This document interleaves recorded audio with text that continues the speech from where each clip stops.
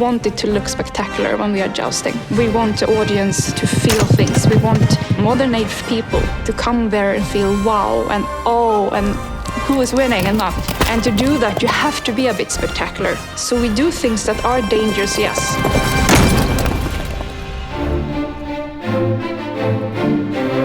It was the way to train for the battles.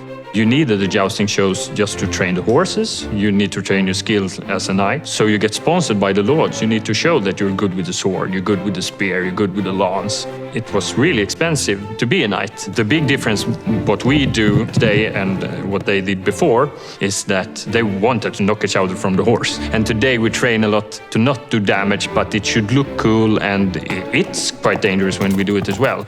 Putting on a jousting show is a strong political move, especially during the feudal age. You have to look at jousting historically from kind of a complex point of view, where you both have these social hierarchies, but also this display of force in times of peace, for example, showing off what you can do. One example, the lance was used to break through lines of foot soldiers. You had a long pointy lance and you rode against it with many knights, and just to charge through a group of soldiers with your lance, then you open it up for the foot soldiers to go in. The sponsors we have different ones in Tournamentum.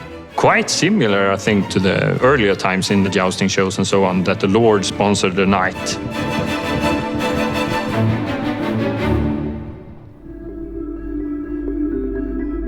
This is my horse Quibaro. He's from Spain. He's a pura raza española.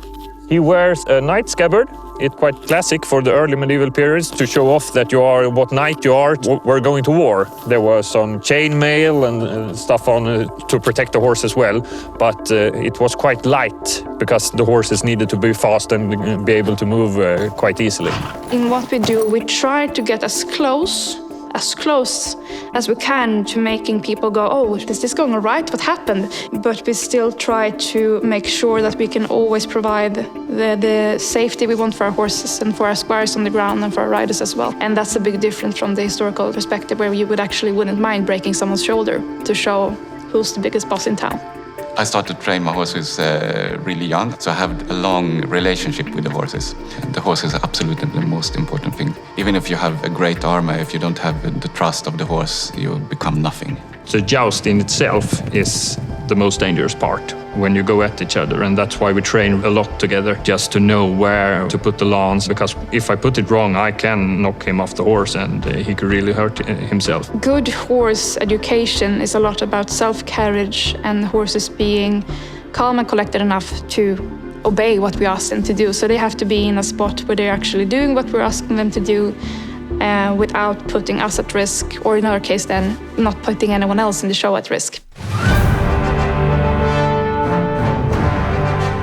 Firstly, we have an introduction where we introduce our knights and how the game and how the jousting is set up. And that's our herald who is describing it to the audience so they know how to engage, basically where to cheer, where to boo, where to throw their kids in there, etc.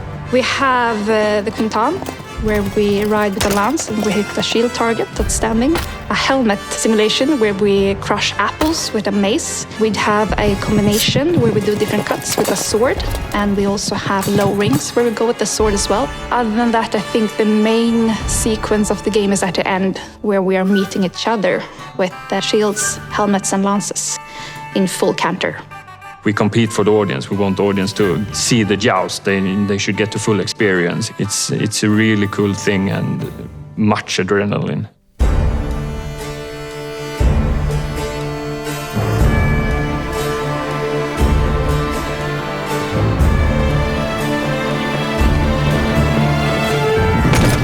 The feeling inside when I meet someone is adrenaline.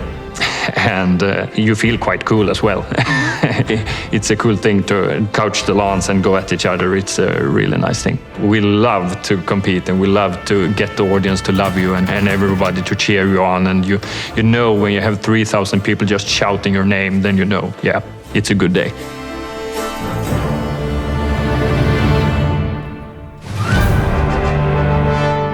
Jousting today has a really important role as part of living history. That's part of the magic that we do, I think. If you sit in the benches and you hear the people shouting and you watch the horses and you see the knights fail or not fail and you see the squires blowing fire and running back and forth or playing pranks, as we do sometimes, you get as close as you can to a taste and a touch of what it would have been like back in the days. I think it was political all the way, because if a knight were popular and you as a lord own that knight, you get popularity as well, because it's like a big soccer player.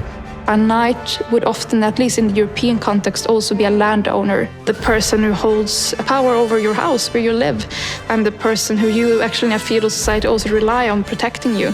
So I think superstar is a simple term, I think significant.